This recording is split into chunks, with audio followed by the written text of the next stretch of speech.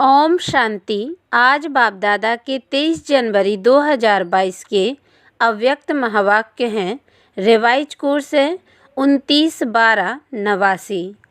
पढ़ाई का सार, आना और जाना। आज मुरलीधर बाप अपने मास्टर मुरलीधर बच्चों को देख रहे हैं। सभी बच्चे मुरली और मिलन के चात्रक हैं। ऐसे चात्रक सिवाय ब्राह्मण आत्माओं के और कोई हो नहीं सकता। यह ज्ञान मुरली और परमात्मा मिलन न्यारा और प्यारा है। दुनिया की अनेक आत्माएं परमात्मा मिलन की प्यासी हैं, इंतजार में हैं, लेकिन आप ब्राह्मण आत्माएं दुनिया के कोने में गुप्त रूप में अपना श्रेष्ठ भाग्य प्राप्त कर रही हो, क्योंकि दिव्य बाप को जानने अथवा देखने के लिए दिव्य बुद्धि, दिव्य दृष्टि चाहिए, जो बाप ने आप विशेष आत्माओं को दी है। इसलिए आप ब्राह्मण ही जान सकते और मिलन मना सकते हो। दुनिया वाले तो पुकारते रहते हैं, एक बूंद के प्यासे हम, और आप क्या कहते हो, हम वर्षे के अधिकारी हैं। कितना अंतर है, कहाँ प्यासी और कहाँ अधिकारी। अभी भी सभी अधिकारी बनकर अधिकार से आकर पहुँचे हो। दिल में यह नशा है कि हम अपने बाप के घर में अथवा अपने घर में आए हैं। ऐसे नहीं कहेंगे कि हम आश्रम में आए हैं, अपने घर में आए हैं। ऐसे समझते हो ना। अधिकार की निशानी है अपनापन। अपने बाप के पास आए हैं, अपने परिवार में आए हैं। मेहमान बनकर के नहीं आते, लेकिन बच्चे आए हैं अपने घर में। चाहे 4 दिन के लिए आते हो, लेकिन समझते हो मधुबन अपने स्थान पर पहुँचे हैं। तो यह आना और जाना, आप ब्राह्मणों की जो पढ़ाई है वह मुरलीधर की जो मुरली है उसका सार यह 2 शब्द ही हैं, आना और जाना। याद की यात्रा का अभ्यास क्या करते हो? कर्म योगी का अर्थ ही है मैं अशरीरी आत्मा शरीर के बंधन से न्यारी हूँ। कर्म करने के लिए कर्म में आती हूँ और कर्म समाप्त कर कर्म संबंध से न्यारी हो जाती हूँ। संबंध में रहते हैं, बंधन में नहीं रहते। तो यह क्या हुआ? कर्म के लिए आना और फिर न्यारा हो जाना। कर्म के बंधन बस कर्म में नहीं आते हो, लेकिन कर्म इंद्रियों को अधीन कर अधिकार से कर्म करने के लिए कर्म योगी बनते हो। इंद्रियों के कर्म के वशीभूत नहीं हो। कोई भी किसी के वश हो जाता तो वश हुई आत्मा मजबूर हो जाती है, और मालिक बनने वाली आत्मा कभी किससे मजबूर नहीं होती, अपने समान में मजबूत होती है। कई बच्चे अभी भी कभी कभी किसी न किसी कर्मेंद्रिय के वश हो जाते हैं, फिर कहते हैं आज आँख ने धोखा दे दिया, आज मुख ने धोखा दे दिया, दृष्टि ने धोखा दे दिया। परवश होना अर्थात धोखा खाना, और धोखे की निशानी है दुख की अनुभूति होना। और धोखा खाना चाहते नहीं हैं, लेकिन ना चाहते हुए भी कर लेते हैं। इसको कहा ही जाता है वशीभूत होना। दुनिया वाले कहते हैं चक्कर में आ गए, चाहते भी नहीं थे, लेकिन पता नहीं कैसे चक्कर में आ गए। आप स्वदर्शन चक्रधारी आत्मा किसी धोखे के चक्कर में नहीं आ सकती, क्योंकि स्वदर्शन चक्र अनेक चक्कर से छुड़ाने वाला है। न सिर्फ अपने को, लेकिन औरों को भी छुड़ाने के निमित्त बनते हो। अनेक प्रकार के दुख के चक्रों से बचने के लिए सोचते हैं इस सृष्टि चक्र से निकल जाएं, लेकिन सृष्टि चक्र के अंदर पाठ बजाते हुए अनेक दुख के चक्रों से मुक्त हो जीवन मुक्त स्थिति को प्राप्त कर सकते हैं। यह कोई नहीं जानता है। आप चैलेंज करते हो कि हम आपको जीवन में मुक्ति डबल दिला सकते हैं, जीवन भी हो और मुक्ति भी हो। ऐसी चैलेंज की है ना। नशे से कहते हो कि जीवन मुक्ति आपका और हमारा जन्म सिद्ध अधिकार है। तो स्वदर्शन चक्रधारी अर्थात दुख के चक्रों से मुक्त रहने वाले और मुक्त करने वाले, वशीभूत होने वाले नहीं, लेकिन अधिकारी बन, मालिक बन, सर्व कर्मेंद्रियों से कर्म कराने वाले, धोखा खाने वाले नहीं, लेकिन औरों को भी धोखे से छुड़ाने वाले। यही अभ्यास करते हो ना। कर्म में आना और फिर न्यारा हो जाना। तो याद का अभ्यास क्या रहा? आना और जाना। और पढ़ाई अर्थात ज्ञान का सार क्या है? कर्मातीत बन घर जाना है और फिर राज्य करने का पाठ बजाने अपने राज्य में आना है। यही ज्ञान का सार है ना। तो जाना और आना यही ज्ञान और योग है। इसी अभ्यास में दिन रात लगे हुए हो। बुद्धि में घर जाने की और फिर राज्य में आने की खुशी है। जैसे मधुबन अपने घर में आते हो तो कितनी खुशी रहती है। जब से टिकट बुक कराते हो तब से जाना है यह बुद्धि में याद रहता है ना। तो जब मधुबन घर की खुशी है तो आत्मा के घर जाने की भी खुशी है। लेकिन खुशी से कौन जाएगा? जितना सदा यह आने और जाने का अभ्यास होगा। जब चाहो तब अशरीरी स्थिति में स्थित हो जाओ और जब चाहो तब कर्मातीत बन जाओ। यह अभ्यास बहुत पक्का चाहिए। ऐसे ना हो कि आप अशरीरी बनने चाहो और शरीर का बंधन, कर्म का बंधन, व्यक्तियों का बंधन, वैभवों का बंधन, स्वभाव संस्कारों का बंधन अपनी तरफ आकर्षित करे।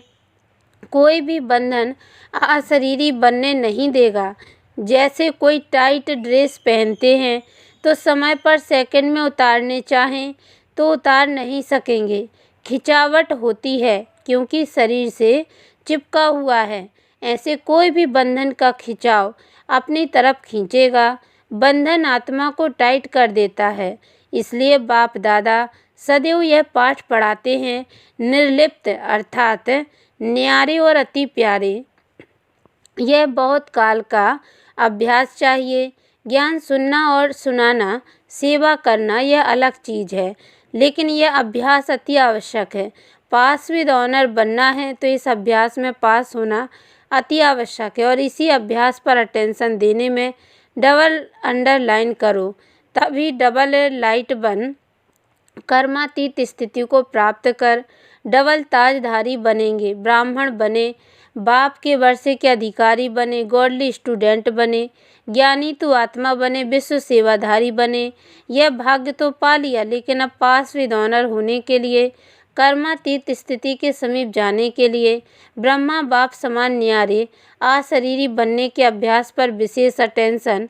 जैसे ब्रह्मा बाप ने साकार जीवन में कर्मातीत होने के पहले न्यारे और प्यारे रहने का अभ्यास का प्रत्यक्ष अनुभव कराया, जो सभी बच्चे अनुभव सुनाते हो। सुनते हुए न्यारे, कार्य करते हुए न्यारे, बोलते हुए न्यारे रहते थे। सेवा को व कोई कर्म को छोड़ा नहीं, लेकिन न्यारे हो। लास्ट दिन भी बच्चों की सेवा समाप्त की। न्यारापन हर कर्म में सफलता सहज अनुभव कराता है। करके देखो, 1 घंटा किसको समझाने की भी मेहनत करके देखो और उसके अंतर में 15 मिनट में सुनते हुए, बोलते हुए, न्यारेपन की स्थिति में स्थित होके दूसरी आत्मा को भी न्यारेपन की स्थिति का वाइब्रेशन देकर देखो। जो 15 मिनट में सफलता होगी वह 1 घंटे में नहीं होगी। यही प्रैक्टिस ब्रह्मा बाप ने करके दिखाई। तो समझा क्या करना है। पहले निमित्त तो टीचर्स हैं, फॉलो फादर करेंगी ना। सेवा का विस्तार भल कितना भी बढ़ाओ, लेकिन विस्तार में जाते सार की स्थिति का अभ्यास कम ना हो। विस्तार में सार भूल न जाए। खाओ पियो, सेवा करो, लेकिन न्यारेपन को नहीं भूलो। वाणी द्वारा भी कहाँ तक सेवा करेंगे, कितनों की करेंगे। अब तो रूहानी वाइब्रेशन, अशरीरी की स्थिति के वाइब्रेशन, न्यारे और प्यारेपन के शक्तिशाली वाइब्रेशन वायुमंडल में फैलाओ। सेवा की तीव्र गति का साधन भी यही है। दूसरों की सेवा करने के पहले स्वयं इस विधि में संपन्न होंगे, तब सेवा की सिद्धि को प्राप्त करेंगे। अब वाणी में आना सहज हो गया है और दिल से भी करते हो, क्योंकि अभ्यास पक्का हो गया है। ऐसे यह अभ्यास भी नेचुरल हो जाएगा। ऐसे इस नेचुरल अभ्यास से ही नेचर बदली होगी। चाहे मनुष्य आत्माओं की नेचर, चाहे प्रकृति नेचर। समझा? मुश्किल तो नहीं लगता है ना। बड़े ते बड़े बाप के बच्चे हैं और बड़े ते बड़े प्राप्ति के अधिकारी हैं, तो उसके लिए कोई बड़ी बात नहीं। अटेंशन रखना तो आता है ना। कि टेंशन रखना आता है। निजी संस्कार अटेंशन के हैं। जब टेंशन रखना आता है तो अटेंशन रखना क्या बड़ी बात है। टेंशन रखने में तो आदती हो गए ना। अटेंशन का भी टेंशन नहीं रखो, लेकिन नेचुरल अटेंशन हो। कई ऐसा भी करते हैं, अटेंशन को टेंशन में बदल देते हैं, लेकिन अटेंशन को अटेंशन के रूप में रखो, बदली नहीं करो। ओरिजिनल अभ्यास आत्मा को न्यारे होने का है। न्यारी थी, न्यारी है, फिर न्यारी बनेगी। सिर्फ अटैचमेंट न्यारा बनने नहीं देता है। वैसे आत्मा की ओरिजिनल नेचर शरीर से न्यारे रहने की है, अलग है।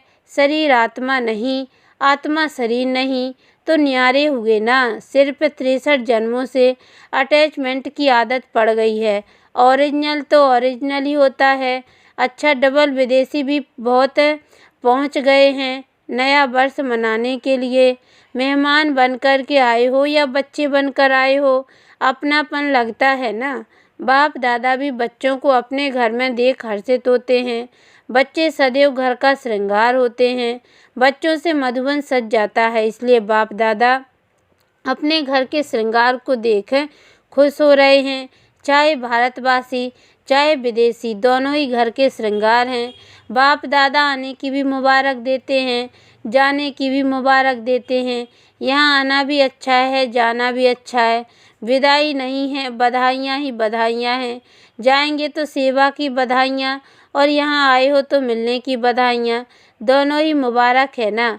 अच्छा, सर्व देश विदेश के सदा अधिकारी बच्चों को, सदा ज्ञान और याद के सार में रहने वाली श्रेष्ठ आत्माओं को, सदा आना और जाना इस स्मृति से संपन्न बनने वाली आत्माओं को, सदा ब्रह्मा बाप को फॉलो करने वाले, कर्मातीत स्थिति के समीप पहुँचने वाले योगी आत्माओं को, सदा अपनेपन के अनुभव और अधिकार की खुशी में रहने वाले खुश मिजाज बच्चों को बाप दादा का याद प्यार और नमस्ते। और हम रूहानी बच्चों की ओर से भी रूहानी माता पिता बाप दादा को याद प्यार और गुड मॉर्निंग बाबा, नमस्ते। डॉक्टर्स प्रति अव्यक्त महावाक्य। सभी डॉक्टर्स के दिल में क्या है? हॉस्पिटल तो नहीं है। बाप को दिल में बिठाना अर्थात सदा के लिए अनेकों को शफा देना। आजकल तो डॉक्टर्स भी कहते हैं कि दवाई इतना काम नहीं करेगी जितना दुआ करेगी। वो भी दवाइयों से दिल शिकस्त हो गए हैं, क्योंकि जानते हैं ना कि इसकी रिजल्ट क्या है और क्या निकलेगी। इसलिए अभी सबकी नज़र दुआओं तरफ जा रही है। अभी योग एक्सरसाइज के रूप में चारों ओर बढ़ता जा रहा है। अभी योग तक आए हैं, सहज योग तक आ जाएंगे। दवाइयों के बजाय दूसरी तरफ अभी बुद्धि तो गई है ना, आखिर ठिकाने पर आ जाएंगे। तो डॉक्टर्स यही काम करते हो ना, सबकी बुद्धि को ठिकाने पर लाने वाले हो ना। अच्छा है, हिम्मत रखने से बाप की मदद स्वतः मिल रही है, मिलती रहेगी। जहाँ हिम्मत है वहाँ असंभव भी संभव हो जाएगा। सभी असंभव को संभव करने वाले हो। जो दुनिया वाले कहते हैं मन को एकाग्र करना बहुत मुश्किल है, असंभव भी कह देते हैं। और आप क्या कहते हो? आपके लिए तो सेकंड की बात है ना। बस बाबा का और मन ठिकाने पर पहुंचा तो आपके लिए सेकंड का काम है, और उन्हों के लिए संभव है। कितना अंतर आ गया। टाइम तो नहीं लगता है, ऐसे तो नहीं गीत बजे लाल बत्ती जले तभी मन टिकेगा।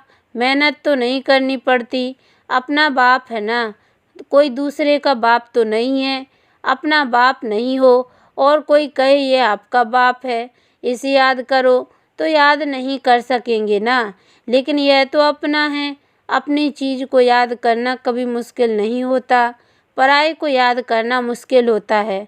आप तो अधिकार से कहते याद करते हो, यह भगवान है, बहुत बड़ा है, सूर्य समान है, ऐसे याद करते हो। सब कुछ मेरा है, इस अधिकार से याद करो। रूहानी गुलाब बन सारा दिन खुशबू फैलाते रहो। खुशबू ऐसी चीज़ होती है जो दूर वालों को भी आकर्षित करती है। दूर से ही सोचेंगे यह खुशबू कहाँ से आ रही है, तो आपकी रूहानियत विश्व को आकर्षित करेगी। देखो, रूहानियत की खुशबू ने देश से विदेश को भी आकर्षित किया ना। विदेश तक खुशबू पहुँची। कोई भी काम करते शुभ संकल्प से यह खुशबू फैलाते रहो। कोई भी काम करते चेक करो कि बुद्धि कितने तरफ जा रही है। ना चाहते भी अनेक तरफ जाती है, एक तरफ नहीं जा होती। तो तो जब और तरफ जा सकती है तो सेवा भी तो कर सकते हो ना, याद भी कर सकते हो। बहुत थोड़ा समय होता है जो फुल बुद्धि उस काम में रहती है। जो ऐसा कोई काम होगा जैसे डॉक्टर्स ऑपरेशन करते हैं, ज़रूरी ऑपरेशन है तो फुल बुद्धि होगी। बाकी दवाई दे रहे हैं, देख रहे हैं तो बुद्धि और काम भी करती है।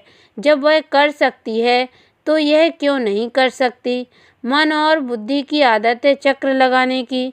चाहे ज्ञान का चक्र लगाओ और चाहे व्यर्थ व्यर्थ चलाओ, लेकिन चक्र चलता ज़रूर है। आप स्वदर्शन चक्र चलाओ तो और चक्कर ख़त्म हो जाएंगे। तो सभी सेवा में सहयोगी हो।